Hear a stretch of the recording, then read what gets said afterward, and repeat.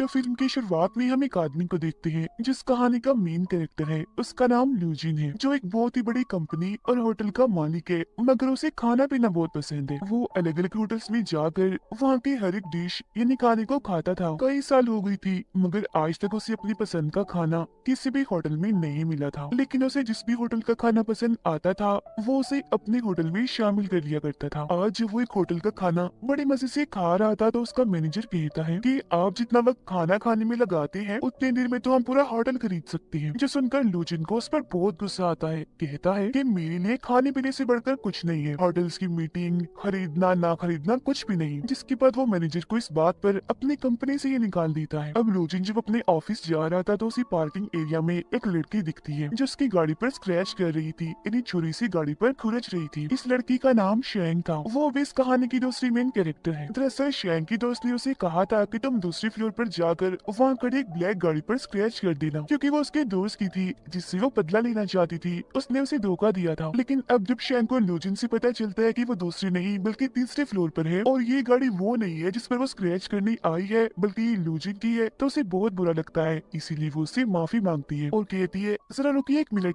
मैं इसे ठीक कर सकती हूँ। और वो स्क्रैचेस को तो ठीक नहीं करती, बल्कि और स्क्रैच करके वहाँ एक दिल बना देती है ताकि उसका मूड अच्छा हो जाए। मगर ये देखकर तो लुजिन को और गुस्सा आ जाता है, इसीलिए वो यहाँ से चला जाता है। शैंग अपने दोस्त और अपने डॉग के साथ किराए के घर पर रहती है। वो एक काफी बड़े होटल में शेफ थी, मतलब कि वहाँ खाने बनाया करती थी, मगर उसकी डिशेस, उसके खाने किसी को भी पसंद नहीं थे, क्योंकि वो हमेशा पुराने और आम खाने ही बनाया करती थी। शैंग अपने होटल की मैनेजर को पसंद करती थी। मैनेजर भी उसे ऐसा दिखावा करता है जिसे वो भी उससे प्यार करता है। और आज जब शैंग उसे कहती है कि हमें अपनी बात को आगे ले चलना चाहिए, इन्हें शादी कर लेनी चाहिए, तो मैनेजर इसके लिए साफ साफ मना कर देता है और कहता है कि मुझे तुम जैसी सोपी कमजोर लड़कियां नहीं पसंद, मुझे अच्छी सेहत वाली लड़कियां पसंद है, तो सॉरी, मैं तुमसे शादी नहीं कर सकता। जो सुनकर शैंग का दिल एकदम टूट जाता है। इसके बाद लुजिन उसी होटल में आता है जहाँ की शेफ शैंग थी। अब होटल के वर्कर्स को पता था कि लुजिन एक बहुत ही बड़ी कंपनी और होटल का मालिक है, और अगर उसे यहाँ का माहौल और खाना पसंद आ गया, तो वो इस होटल को भी अपने साथ शामिल कर लेगा। तो इसीलिए होटल के सारे वर्कर्स उसके आगे पीछे हो जाते हैं। लोजिन अपने एक साथी और वर्कर के साथ इस पूरे होटल को चेक करता है, जिसके बाद इस होटल का सीनियर शेफ लू को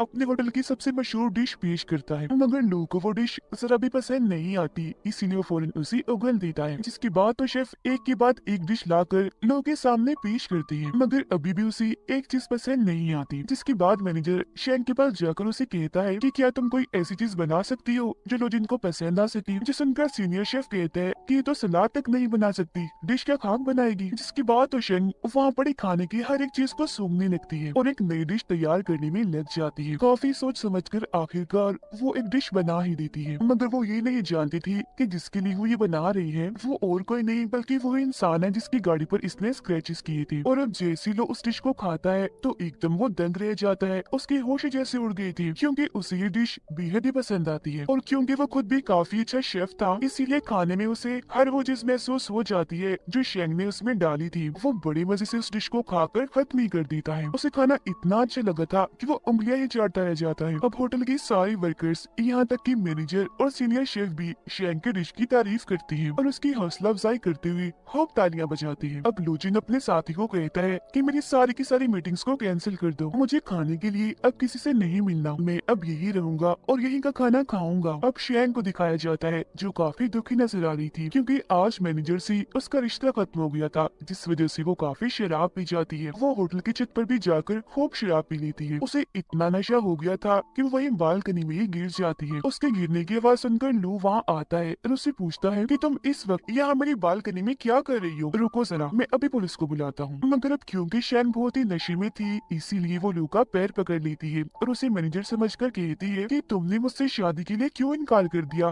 क्या मैं तुम्हें इतनी बदसूरत दिखती हूँ, क्या मैं जरा भी प्यारी नहीं हूँ। इतना कहते ही शैंग नशे की हालत में वहीं सो जाती है।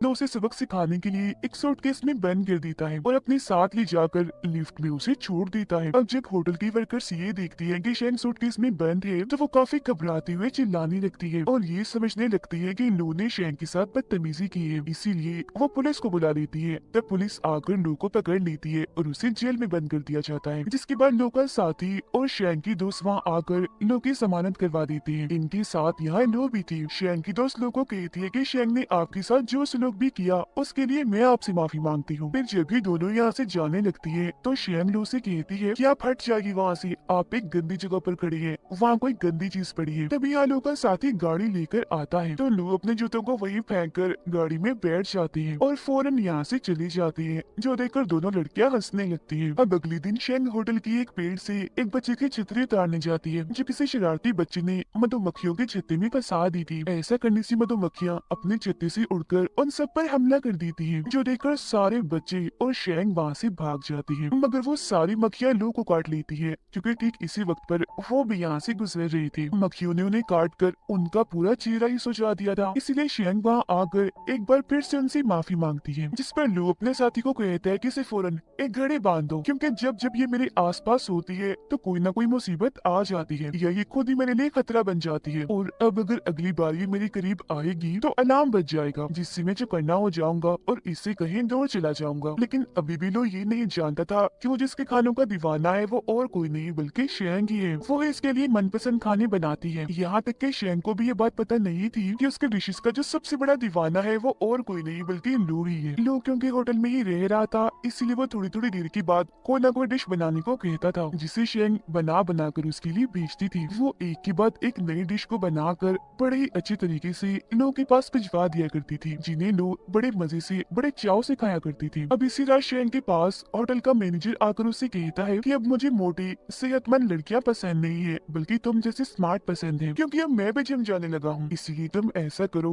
आज रात मेरे साथ मेरे घर चलो, जिसके बाद हम शादी कर लेंगे। उसकी ये बातें सुनकर शेंग को काफी गुस्सा आ गया था, इसीलिए वो उसे काफी बुरा भला कहकर गालियां भी देती है और वहाँ से भगा देती है। खुद भी फिर वो वहाँ से चली जाती है। फिर रात में जब वो अपने दोस्त के साथ घर पर थी तो उसे कहती है कि आजकल मैं होटल में बहुत मसरूफ रहने लगी हूँ, मुझे बहुत काम करना पड़ रहा है, क्योंकि मैं अपने होटल के नए मालिक के लिए अलग अलग डिशेस बनाती हूँ ताकि वो खुश हो जाए और मुझे अपने होटल का सीनियर शेफ बना दे। अगले दिन जब कुछ रिपोर्टर्स लोग का इंटरव्यू लेने आते हैं तो शेंग को पता चल जाता है कि अब तक वो जिसको परेशान करती आई है वो बहुत ही बड़ी कंपनी का मालिक है, और ये और कोई नहीं बल्कि वही है जिनके होटल को खरीदने वाला है, मतलब कि होटल का होने वाला मालिक, और यही मेरे खानों का दीवाना भी है। तो इसीलिए आज के खाने में वो लोगों के लिए दिल खोल कर मिर्च मसाला डालती है, ताकि अब की बात वो उसके खाने को पसंद ना करे और ये उसे दूर चली जाए। मगर उसका ये प्लान काम नहीं करता, क्योंकि खाना खाते हुए लोगों की आंखों से पानी तो आता है तेज मिर्ची की वजह से, मगर उसे खाने का जायका बहुत अच्छा लग रहा था, इसीलिए वो रुकने का नाम ही नहीं ले रहा था, लगातार बस खाता ही जा रहा था। सबसे आखिर में शेंग लो के लिए अपनी तरफ से एक केक बनाकर भेजती है, जिसमें उसने हर वो चीज डाली थी जो लोगों को बेहद ही पसंद थी। तो जाहिर है ये केक भी उसे बहुत ही पसंद आता है। केक खाने के बाद तो वो इतना दीवाना हो जाता है कि उस शेफ से मिलने के लिए बेताब हो गया था, जो अब तक उसके लिए खाना बनाती आ रही है। मगर शेंग जब उनके सामने जाने से मना कर देती है तो लोग खुद किचन में आ जाते हैं उससे मिलने के लिए, मगर अभी शेंग उनके सामने नहीं आती बल्कि वहाँ से भाग जाती है, क्योंकि उसे डर था कि अगर उसने मुझे देख लिया तो वो मुझे काम से निकाल देगा। थोड़ी देर के बाद जब लोग वॉशरूम में थी तो वहाँ एक चम्मच आकर गिरता है, जिसे कोई वॉशरूम के अंदर से ही नीचे से हाथ डालकर दोबारा उठा लेता है, जो देखकर लू को लगता है कि जरूर यहाँ कोई चोर है, इसीलिए वो वॉशरूम के दरवाजे को लॉक करके वहीं छुप जाते हैं।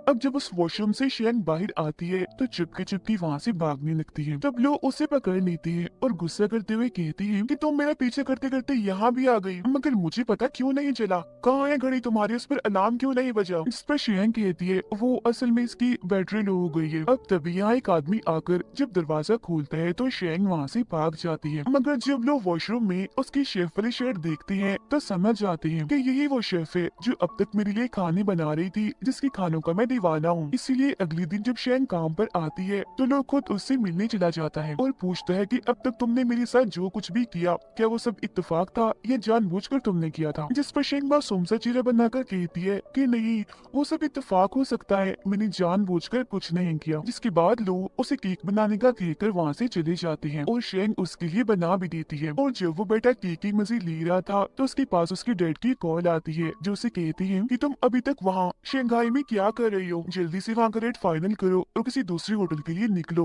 वहाँ पर मत बैठ जाओ। अपने डैड की ये बात सुनकर लू काफी उदास हो जाता है, क्योंकि उसे सिर्फ शेंग के हाथ का ही खाना खाने में बहुत मजा आ रहा था। अगले दिन जब वो कॉल करके शेंग को खाना बनाने के लिए कहता है तो उसे पता चलता है कि आज शेंग नहीं आई, वो तो छुट्टी पर है। इसीलिए वो खाने पीने का सारा सामान लेकर शेंग के घर पहुंच जाता है। वो जब बेल बजाता है तो शेंग ही बाहर आती है, जो उसे घर के अंदर ले जाती है। अंदर आकर वो ये देखकर काफी हैरान रह जाता है कि शेंग ने अपने घर का हाल बहुत ही बुरा बनाया हुआ है, क्योंकि घर का सारा सामान इधर उधर बिखरा पड़ा है। उसे वहाँ शेंग का डॉग भी दिखता है। वो फिर खुद ही सोफे पर रखे कपड़े हटाकर बैठ जाता है। वो टेबल पर बहुत सारी किताबें रख लेता है ताकि खाना वो बड़े आराम से खा सके। लो ने आज शेंग को लॉबस्टर यानी समुद्री झींगा लाकर दिया था पकाने के लिए, जिसके बाद शेंग अपने पूरे दिल से डिश को तैयार करके लो को देती है। और जैसे उसके साथ खाना खाने के लिए बैठती है तो लो कहता है, ओ सॉरी, वो दरअसल खाना मैं अकेला खाता हूँ, मुझे किसी के साथ बैठकर खाना खाने की आदत नहीं है, तो तुम ऐसा करो कहीं और जाकर खा लो। जो सुनकर शेंग को अजीब तो लगता है, मगर वो फिर भी अपना खाना लेकर किचन में चली जाती है और पूछती है कि क्या तुम अपने घर वालों और दोस्तों के साथ मिलकर भी खाना नहीं खाते। जो सुनकर लो बड़ा ही अजीब जवाब देता है कि जैसे तुम अकेली सोती हो, अकेले नहाती हो, तो उसी तरह बिल्कुल मैं अकेले खाना खाना पसंद करता हूँ। थोड़ी देर के बाद खाना खाकर जब शेंग बाहर आती है तो देखती है कि लो वही सोफे पर ही सो गया है। फिर अगले दिन जब लो की आँख खुलती है तो उसे भी एहसास होता है कि कल रात मेरी आँख लग गई थी और मैं यही सोया रहा। वो फिर शेंग को ढूंढते हुए जब उसके कमरे में जाता है तो देखता है कि वो तो अभी तक सोई हुई है। अब हर रोज एक खाने पीने का सामान लेकर लो शेंग के घर पहुंच जाया करती थी। उसे खाना बनाने का कहकर जब उन खानों को खाती थी तो फिर वहीं सो जाया करती थी। ऐसे ही कई दिन गुजर जाते हैं। शेंग हर रोज एक नई डिश लो के लिए बनाया करती थी। उधर लो के साथी और शेंग की दोस्त की भी दोस्ती हो जाती है। फिर एक दिन जब लो शेंग के घर पर थी तो वहाँ बहुत बारिश होने लगती है। शेंग के घर की छतें इतने कमजोर थी कि वहाँ से पानी टपकने लगता है, इसीलिए ये दोनों छतरी लेकर वहाँ बैठ जाती हैं। फिर अगले दिन हम देखते हैं कि लो ना तो शेंग के घर आई है और ना ही वो होटल में थी, इसीलिए शेंग अपने दोस्त के साथ लो के घर ही पहुँच जाती है। उन दोनों को देखकर लो का साथी उन्हें अंदर तो आने देता है, मगर वो शेंग को लो से मिलने से मना कर रहा था, इसीलिए वो जबरदस्ती भागकर खुद ही लो के पास आ जाती है। वो वहाँ एक लड़की को देखती है जो लो को खाना पेश कर रही थी। उसे देखकर वो लो से पूछती है कि ये कौन है जो मेरे होते हुए आपको खाना दे रही है, जिस पर लो उसे बताते हैं कि ये मेरे घर की शेफ है। वो शेफ भी फिर शेंग को बताती है कि मैं पिछले 7 सालों से इनके लिए खाना बनाती आ रही हूँ। अब लो भी शेंग को ये कहते हैं कि क्योंकि ये छुट्टी पर थी इसीलिए आया था मैं तुम्हारे पास खाना खाने। ये बात सुनकर शेंग को काफी बुरा भी लगता है, साथ ही उसे काफी गुस्सा भी आ रहा था, तो फौरन वहाँ से चली जाती है। फिर अगले दिन शेंग जब होटल में काम कर रही थी तो लो की शेफ वहाँ आकर उससे पूछती है कि तुम ये काम कब से कर रही हो, जिस पर शेंग बताती है कि मैं तो ये काम 5 साल से कर रही हूँ। वो शेफ कहती है फिर तो तुम अभी मेरे सामने छोटी ही हो, मतलब इतनी माहिर नहीं हो जितनी मैं हूँ, अनाड़ी कह सकते हैं, मगर क्योंकि लोगों को तुम्हारे हाथ का खाना भी पसंद है तो तुम्हें मेरे साथ काम करना चाहिए। हफ्ते में 5 दिन मैं और हफ्ते के आखिर में 2 दिन तुम उनके लिए खाना बनाओगी। वो शेंग को एक लिस्ट बनाकर देती है, यानी कि तुम्हें लोगों को क्या क्या खिलाना है, जिसके बाद वो यहाँ से चली जाती है। मगर उसकी बातों से शेंग को इतना गुस्सा आ गया था कि वो उस लिस्ट को ही फाड़ देती है और फूट फूट कर रोने लगती है, क्योंकि वो नहीं चाहती थी कि उसके अलावा और कोई लोगों के लिए खाना बनाए।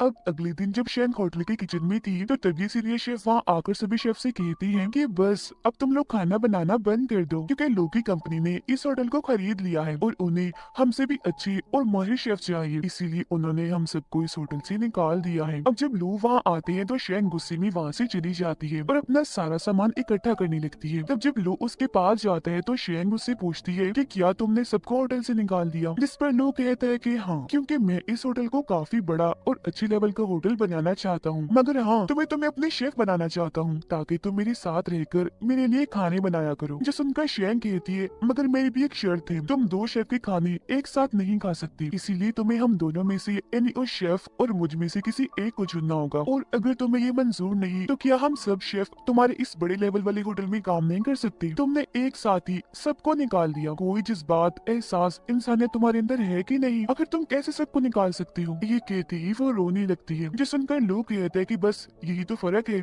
मैं तुम्हारी तरह नहीं सोचता, मेरा काम है लोगों को निकाल कर उनकी जगह और अच्छे लोग लाना, मैं ऐसे बेकार में लोगों को अपने पास रखकर अपना नुकसान नहीं करवा सकता। जो सुनकर शेंग भी कह देती है तो ठीक है, फिर मैं भी तुम जैसे खुद गर्ज और ऐसे इंसान के लिए काम नहीं कर सकती जिसके अंदर कोई इंसानियत एहसास नाम की चीज न हो, और इंसान को सिर्फ जज्बात इंसान बनाते हैं। तुम्हारे अंदर जज्बात नहीं तो तुम इंसान तो कहला ही नहीं सकती, तुम तो एक जानवर हुई। इतना बोलकर वो वहाँ से चली जाती है। और अब क्योंकि वो बेरोजगार थी इसीलिए वो दुखी रहने लगती है। उधर लो से भी नहीं रहा जा रहा था, उसे बार बार शेंग की याद सता रही थी, जिसके बाद लो शंघाई को छोड़कर यूके के लिए निकल जाती है। और जब भी बात शेंग को पता चलती है तो अपने दोस्त के सामने बहुत रोती है और कहती है कि मुझे अफसोस हो रहा है, लो के साथ मैंने बहुत बदतमीजी की है। वो मुझे बहुत पसंद थे, उनके लिए खाना बनाना भी मुझे बहुत अच्छा लगता था। काश कि मैं उन्हें बता सकती कि शायद मैं उनसे प्यार करती हूँ, वो मुझे अच्छी लगती है। बार बार वो मेरे जहन में आ रही है, उनके बारे में सोच सोच कर तो मैं पागल हो रही हूँ। फिर जब लोग लंदन पहुँचते हैं तो उनके शेफ उनके लिए खाना लाती है, मगर हमेशा की तरह टूट पड़ने की बजाय वो आराम से बैठी रहती है, खाना नहीं खा रही थी बल्कि काफी उदास थी। फिर अगले दिन जब लो अपने डैड से मिलता है तो वो पूछती है कि शंघाई में तुम्हारे साथ ऐसा क्या हुआ कि तुम वहीं रह गई। मैंने तुम्हें कितनी बार कहा है कि डील करके फौरन वापस आ जाया करो, वहीं मत बैठी रहा करो। तब उनके जवाब में लो कहता है, डैड कितने दिन हो गए हैं हमने एक साथ मिलकर खाना नहीं खाया, चलिए आइए साथ बैठकर खाना खाते हैं। और जब वो खाना खा रही थी तो लो अपने डैड से पूछता है कि क्या आपने कभी किसी से प्यार किया है, जो सुनकर वो कहती है कि हाँ, सबसे ज्यादा प्यार मैंने तुम्हारी माँ को किया और अब तुमसे करता हूँ। अब लो अपने साथी को कॉल करके कहता है कि हम न्यूयॉर्क जाने से पहले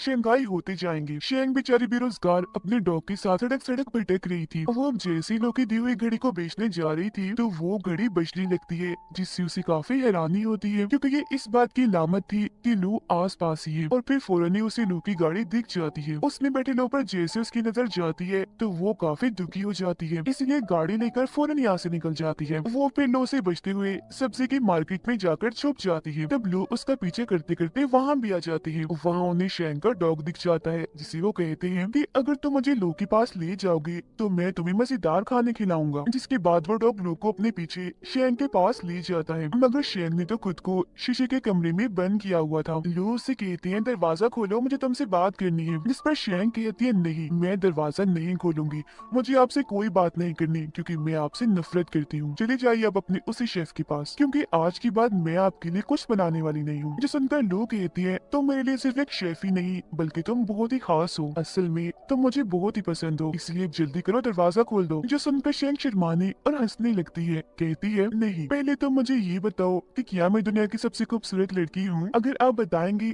तभी दरवाजा खोलूंगी मैं। इस पर लो भी कह देते हैं कि हाँ हाँ तुम दुनिया की सबसे खूबसूरत लड़की हो। ये सुनकर शेंग को इतनी खुशी होती है कि वो झट से दरवाजा खोल देती है। अब लो उसे यहाँ से लेकर चली जाती है। वो उसे एक घर में लाई थी, जिसके बाद वो दोनों बालकनी में जाकर बैठ जाती हैं क्योंकि ये लो की पसंदीदा जगह थी। दोनों यहाँ से डूबते हुए सूरज को देख रहे थे क्योंकि ये नजारा देखना दोनों को ही काफी पसंद था। दोनों यहाँ बहुत खुश थे और अब यहाँ आकर वो अपने अपने प्यार का इजहार कर देते हैं, साथ ही एक दूसरे को लेकर जो उनके जज्बात हैं वो भी बता देते हैं। वो फैसला करते हैं कि क्योंकि हम प्यार करते हैं तो जल्द हम शादी कर लेंगे और हंसी खुशी एक साथ रहेंगे। जिसके बाद ये शानदार कहानी इधर ही खत्म।